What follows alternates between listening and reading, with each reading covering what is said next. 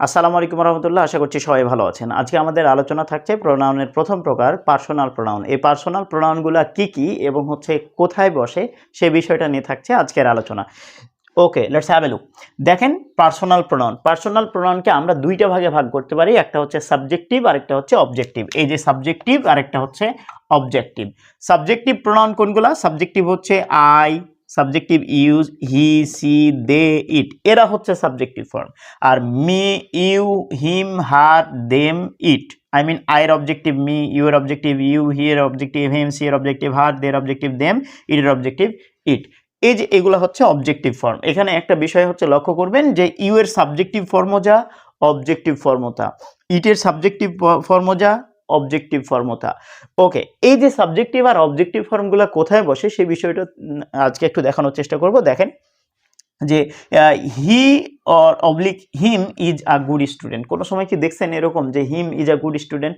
এরকম তো দেখেন নাই। তার মানে ব্যাপারটা হচ্ছে যে এই জায়গায় হিম বসার কোনো চান্স নেই।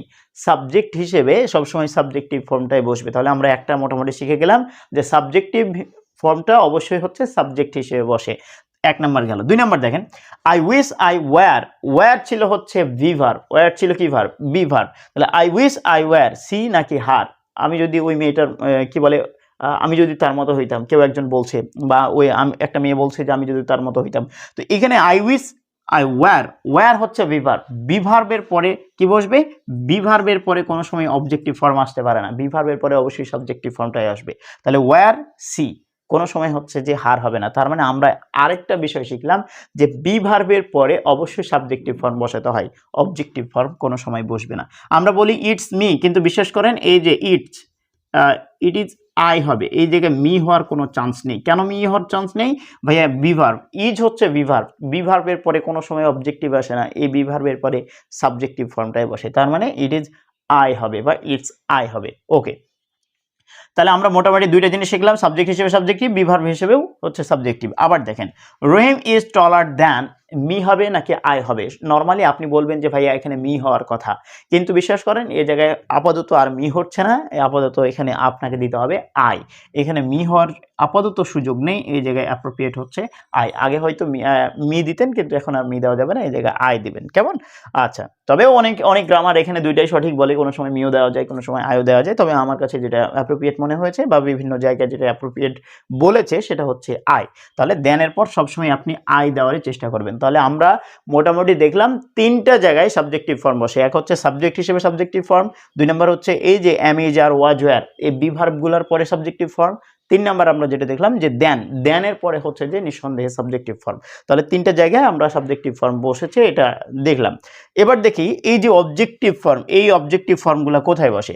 অবজেক্টিভ ফর্মে দেখেন, আমি বললাম আই লাইকড হিম নাকি হি, আই লাইকড হিম নাকি হি, কোনটা হবে? দেখেন, আই লাইকড কোনো সময় হি দেন না, আপনারা দেন কি? হিম। ইয়েস, আই লাইকড হিম।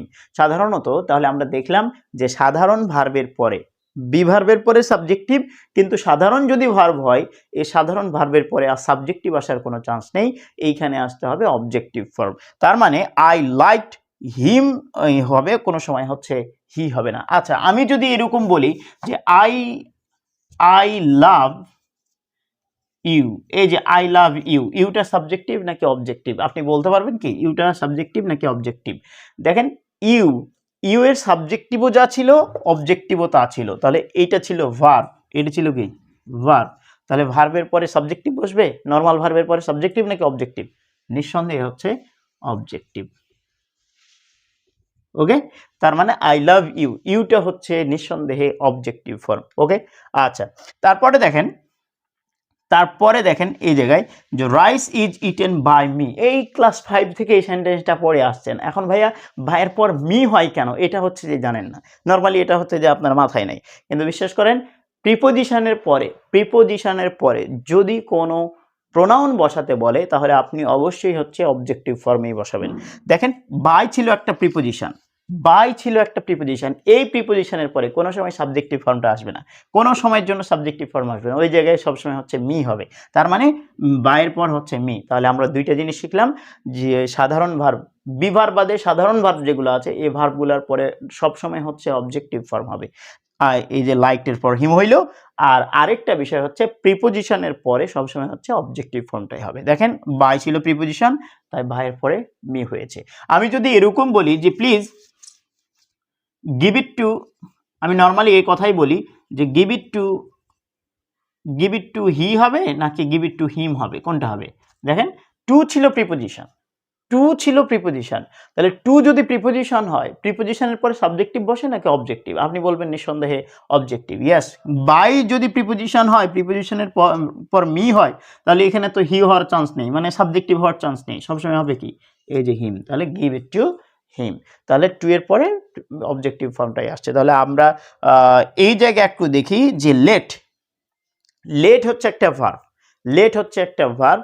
এই যে অনুমতি প্রার্থনার জন্য হচ্ছে লেটটাকে ব্যবহার করা হয়। তো লেট মি হবে নাকি আই হবে? লেট একটা ভার্ব, তাহলে লেট যদি ভার্ব হয় তাহলে নর্মাল ভার্বের পরে সাবজেক্টিভ আসার চান্স নেই, নর্মাল ভার্বের পরে সবসময় অবজেক্টিভটাই আসবে। তাই লেট মি হইল, কোনো সময় আই হবে না।